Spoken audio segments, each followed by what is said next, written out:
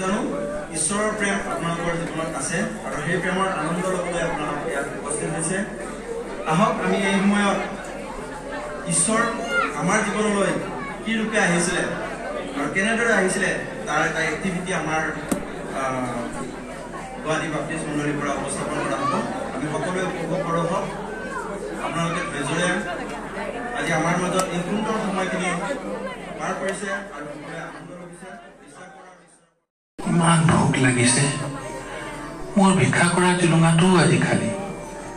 ভিক্ষা দিওঁতা দেখোন কোনোৱেই নাই। মই ভিক্ষা বিচাৰি বাহিৰলৈ যাওঁ নেকি? কিজানি কিবা এটা পাওঁৱেই। ক্ষুধাটোৰ ভিক্ষাৰীজনে কিবা পোৱাৰ আশাত ক্ষুধা নিবাৰণৰ কাৰণে তেওঁ ওলাই গ'ল আৰু গীৰ্জাৰ ঘণ্টা শুনি তেওঁ থমকি গ'ল।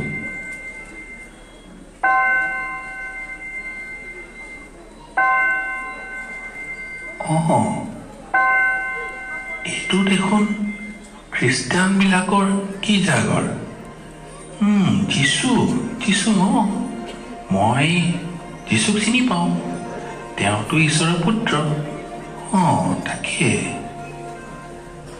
মানুহবিলাকক তেওঁ খাবলৈ দিয়ে। এবাৰ 5টা পিঠা আৰু 2টা মাছেৰে 5,000 মানুহক খুৱাইছিলে, য'ত ময়ো আছিলোঁ। পেট ভৰাই খাইছিলোঁ।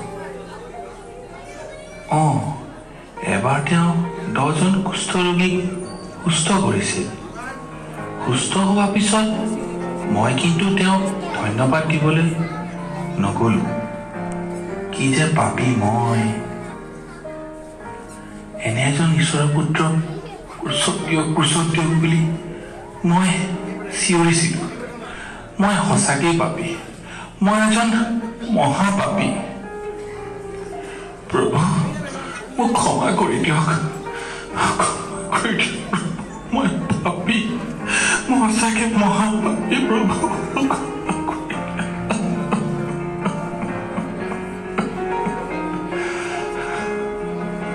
ইয়াৰ পিছত ভিক্ষাৰীজনৰ দিন সলনি হয়। তেওঁ কান্দি থকা অৱস্থাতে মণ্ডলীৰ এজন ধনী দয়ালু লোকে তেওঁক নিজৰ ঘৰলৈ লৈ যায়। ভিক্ষাৰীজনৰ ময়লা দাড়ি চুলি কাটি তেওঁক গা পা ধুৱাই সুন্দৰ পোচাক পিন্ধোৱা হয় আৰু সুস্বাদু আহাৰ তেওঁক খাবলৈ দিয়ে। দয়ালু লোকজন একেবাৰে অকলশৰীয়া আছিল। এই সংসাৰত তেওঁৰ কোনোৱেই নাছিল। কালক্ৰমত ভিক্ষাৰীজনে তেওঁৰ পৰম এই ভিক্ষাৰীজনৰ নামত লিখি থৈ যায়।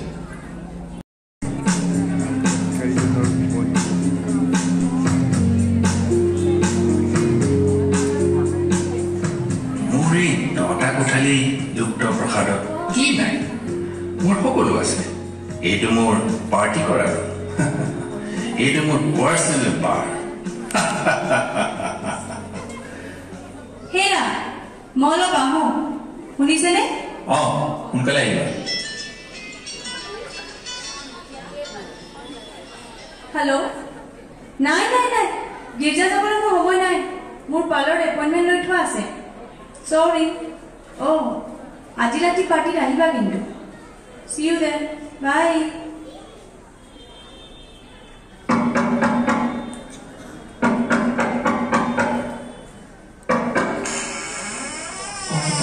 বুজিছো।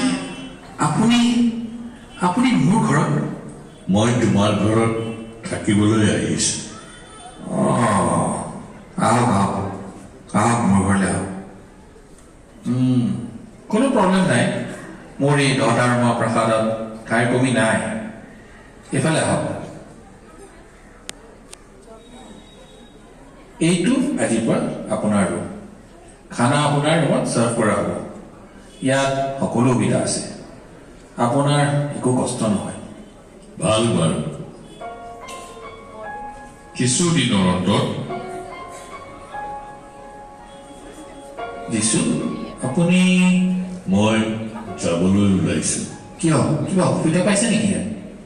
তুমি মৃতপ্ৰায় আছিলা। তোমাক মই জীৱন দিলো। তোমাৰ পিন্ধিবলৈ কাপোৰ নাছিল। তোমাৰ লাজ মই নিবাৰণ কৰিলো।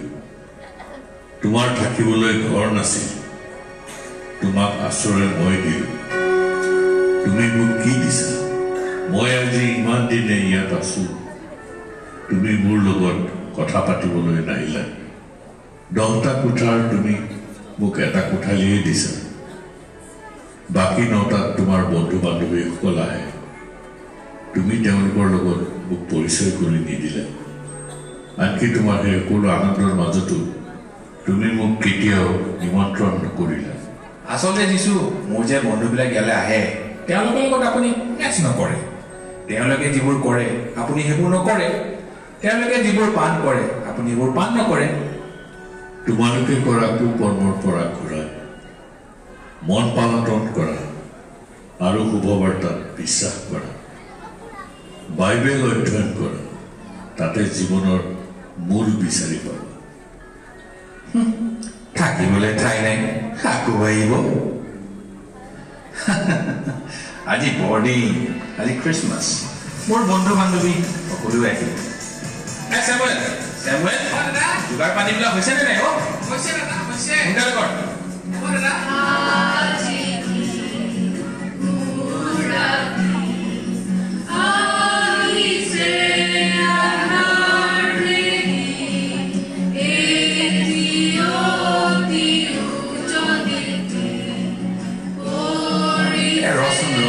তহঁত ইয়াত ইমান হুলস্থুল কৰি নাথাকিবিচোন এতিয়া যিছুৰ গান নাগাবি আমি এতিয়া অলপ বেলেগ মুডত আছো পিছত আহিবি যা বৰদিনৰ পাৰ্টি কিন্তু পাৰ্টিত যিছু নাই বাবা দিনত আহিবি যা দিনত ৰাতিটো আমি এটা বেলেগ মুডত আছো দেই কালি আহিবি যা যা ঘৰলৈ যা আপুনি আমাক অহাকালিলৈ আহিবলৈ কৈছে অহাকালি দিনত আহিবি যা আচ্ছা খুৰা কি কোৱা আপোনাৰ ঘৰত বৰদিনৰ পাৰ্টি চলি আছে এই গীতটিৰ অৰ্থ অথবা মৰ্যাদা যদি আপুনি আজি নিদিয়ে তেন্তে হয়তোবা অহাকালি এই গীতটি আপোনাৰ কাৰণে অগ্ৰহণযোগ্য হ'ব এইটো বৰদিনৰ গীত নেকি হয়তো আকৌ দে তেনেহ'লে গা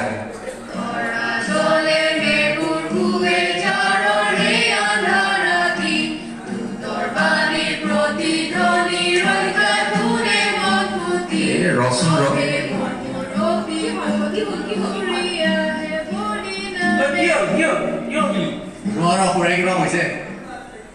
ৰচন তৰা মে দুখ এইবোৰ কি গাই আছে আজিতো বৰদিন ফূৰ্তি তামাচাই কৰিব লাগে নতুন কাপোৰ পিন্ধিব লাগে ঘৰবোৰ সজাব লাগে আৰু খানা খাব লাগে পাৰ্টি কৰিব লাগে এই তৰা মে দুখ এইবোৰ একো বুজি পোৱা নাই দেই মই একেবাৰে একো বুজি পোৱা নাই খুৰা আপুনি বৰদিন কিয় উদযাপন কৰে জানেনে ফূৰ্তি কৰিব লাগে আৰু কি ঠিকেই ফূৰ্তি কৰিব লাগে কিন্তু কিয় এইটোতো মই কেতিয়াও ভবা নাই আপোনাৰ যদি সময় আছে মই ছুটিকে কওঁ কচোন ক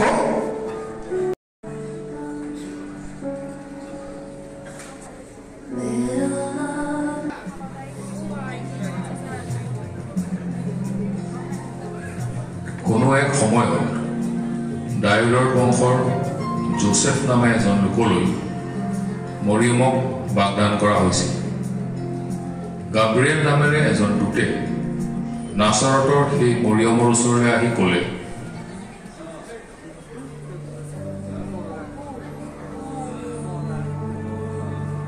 হে মহা অনুগ্ৰহ পোৱা কন্যা তোমাৰ মংগল হওক তুমি গৰ্ভৱতী হৈ পুত্ৰ প্ৰসৱ কৰিবা আৰু তেওঁৰ নাম যীশু হ'ব তেওঁ মহান হ'ব আৰু সৰ্বোপৰি জনাৰ পুত্ৰ বুলি প্ৰখ্যাত হ'ব মই পুৰুষৰ মুখ দেখাই নাই তেনেস্থলত এই কথা কেনেকৈ হ'ব পাৰে পবিত্ৰ আত্মা তোমাৰ ওপৰলৈ আহিব আৰু সৰ্বোপৰি ঈশ্বৰ শক্তিয়ে তোমাক ছাঁ দি ধৰিব এই হেতুকে এই পবিত্ৰ গৰ্ভফলৰ নাম ঈশ্বৰৰ পুত্ৰ বুলি প্ৰখ্যাত হ'ব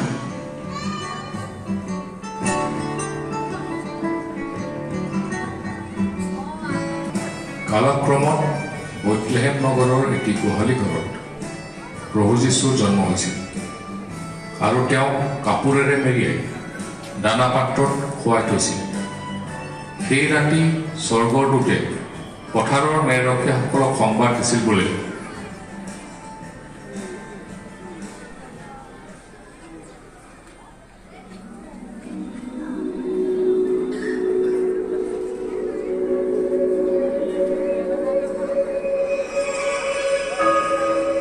আজি ড্ৰাইভাৰ নগৰত তোমালোকৰ নিমিত্তে ত্ৰাণকৰ্তা জন্ম, তেওঁ অভিষিক্ত কৰক।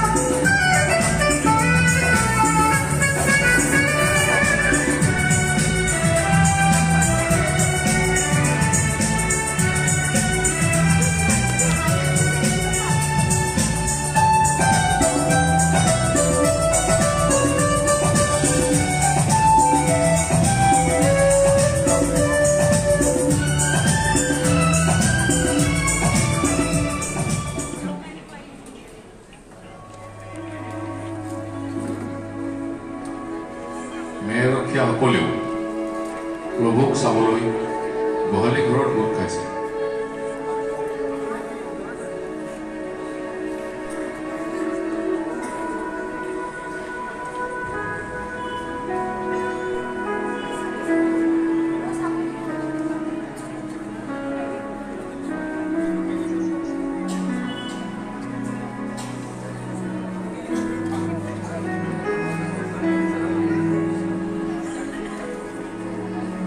পূবৰ পৰা জ্যোতিষী পণ্ডিতসকলেও গণনা কৰি কৰি বৰদিনৰ তৰা চাই চাই সেই গোহালি ঘৰত উপস্থিত হৈছিল।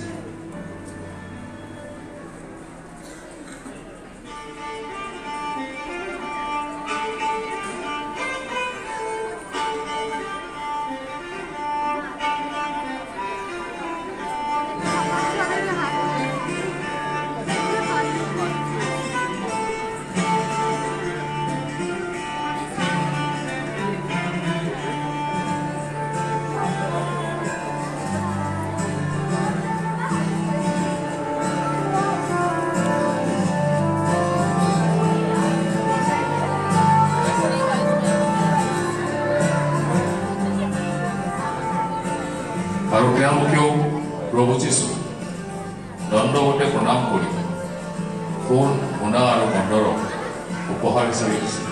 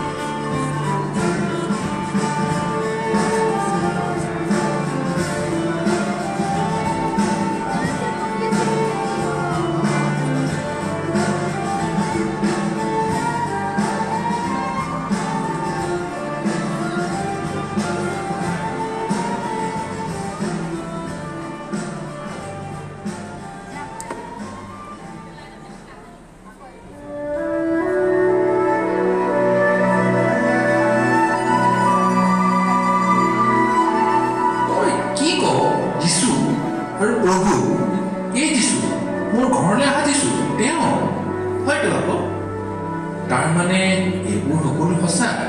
মোৰ আজু ককাই যিবোৰ কথা কৈছিলে 5টা পিঠা আৰু 2টা মাছেৰে 5000 মানুহক খোৱাৰ কথা, তাৰমানে এইবোৰ সকলো সঁচা।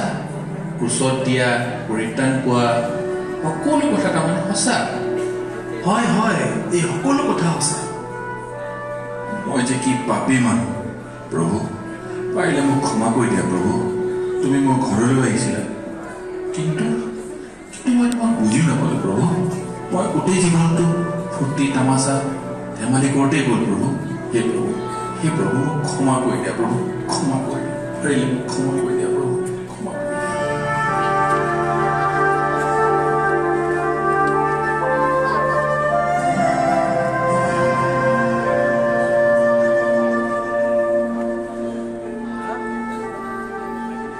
এই বৰদিনৰ নিশা প্ৰভু যীশু আমাৰ কাষতে আছে। তেওঁ আমাৰ হৃদয় দুৱাৰো টুকুৰি আছে। আমাক কৈ আছে তেওঁ, মই তোমাৰ ঘৰত থাকিবলৈ আহিছোঁ। আমি তেওঁক চিনি পাইছোঁ, তেওঁৰ মাত আমি শুনিছোঁ। তেওঁ সেইজন প্ৰভু যিজনে গোটেই বিশ্ব সৃষ্টি কৰিলে। তেওঁ সেইজন প্ৰভু যিজনে মানুহক নিজৰ আকৃতি দিলে। তেওঁ সেইজন প্ৰভু যিজনে স্বৰ্গৰ সিংহাসন ত্যাগ কৰিলে, যিজনে মানুহৰ উদ্ধাৰৰ কাৰণে মানুহ হ'ল, যিজনে এই জগতত মানুহৰ লগত বাস কৰিলে, যিজনে 5টি পিঠা আৰু 2টা মাছেৰে 5000 মানুহক খোৱালে। তেওঁ সেইজন প্ৰভু যিজনে কুষ্ঠৰোগীক সুস্থ কৰিলে, যিজনে 4 দিন পূৰ্বে মৃত লাজাৰক জীৱন দিলে। এই জীৱন দিওঁতা ঈশ্বৰে কিন্তু নিজেই কালবাৰীৰ ক্ৰুচত নিজৰ জীৱন বলিদান কৰিলে।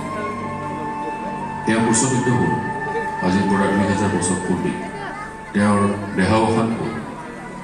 যিসকলে তেওঁক বিশ্বাস কৰিব তেওঁ নষ্ট নহ'ব, কিন্তু অনন্ত জীৱন পাব। তেওঁ সেইজন প্ৰভু যিজনে 3 দিনৰ দিনা মৃত্যুক জয় কৰিলে, যিজন পুনৰ জীয়াই উঠিলে আৰু তেওঁ ঈশ্বৰত্ব প্ৰমাণ কৰিলে। তেওঁ সেইজন প্ৰভু যিজনক সুশৰীৰে সকলো লোকৰ সন্মুখৰ পৰা স্বৰ্গলৈ নিয়া হ'ল, যিজনৰ এই পৃথিৱীলৈ দ্বিতীয় আগমন ঘটিব।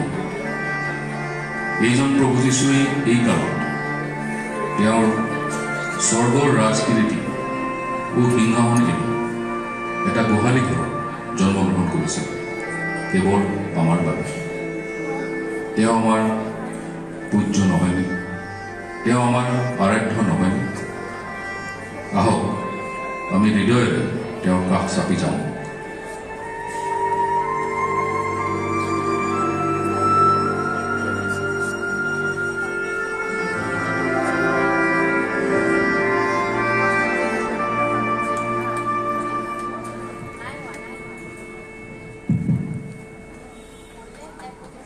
ঈশ্বৰক ধন্যবাদ।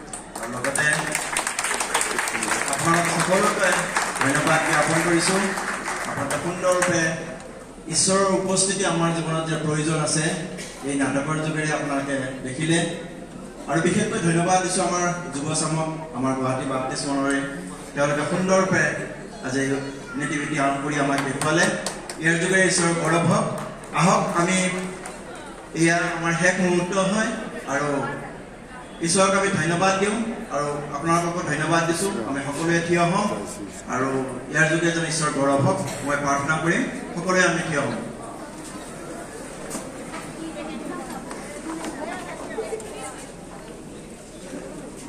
Praise the Lord. Hallelujah. ধন্যবাদ সুন্দৰ সময় আশীৰ্বাদৰ দয়া কৰা প্ৰভু যীশু তুমি 2025 বছৰ আগতে এই পৃথিৱীলৈ তুমি আহিছিলা মানৱ ৰূপ ধৰি তোমাৰ সন্তানবিলাকক তুমি বিচাৰি আহিছিলা পিতা এনেকুৱা এটা দিনত আমি পাপত পতিত হৈ আছিলোঁ পিতা কিন্তু তুমি আমাক পাপৰ পৰা উদ্ধাৰ কৰি তোমাৰ পিতৃ ঈশ্বৰৰ লগত সংযোগ কৰিবলৈ তুমি আমাৰ কাৰণে আহিলা তাৰ বাবে তোমাক ধন্যবাদ হয় পিতা তুমি প্ৰেমেৰে তোমাৰ প্ৰেমেৰে আমাক তুমি বান্ধিলা আৰু সেই প্ৰেম পিতৃ ঈশ্বৰ তুমি আমাৰ যোগেৰে প্ৰকাশ কৰিলা পিতা তাৰ বাবে তোমাক ধন্যবাদ দিছোঁ প্ৰভু যীশু আজি বৰদিনে পিতা শেষ নহয় এই বৰদিনৰ যে তোমাৰ যি জন্ম পিতা আমাৰ হৃদয়ত যেন সদায় হৈ থাকিব আৰু এই জন্মই যেন আনন্দ লৈ তোমাৰ গৌৰৱ কৰিব পাৰিম তেনে আশীৰ্বাদ কৰিবা ইয়াত থকা প্ৰত্যেকজন সন্তান তোমাৰ তেজেৰে কিনা সন্তান হয় পিতা তোমাৰ দুহাতেৰে সৃষ্টি কৰা সন্তান হয়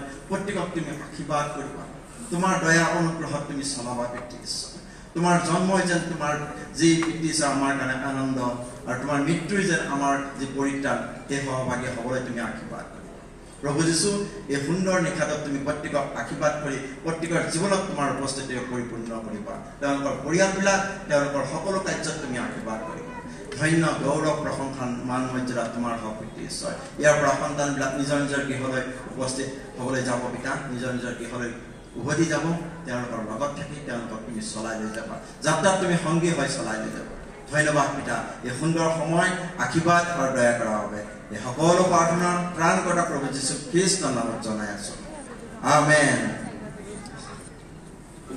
ধন্যবাদ